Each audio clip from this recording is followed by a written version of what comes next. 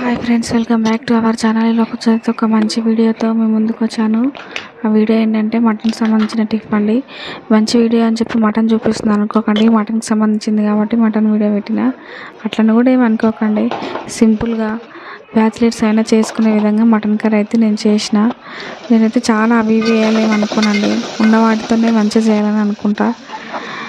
లేని వాటి కోసం డబ్బులు ఖర్చు పెట్టడానికంటే ఉన్న దాంట్లో మంచిగా చేసుకొని తినాలని నా ఫీలింగ్.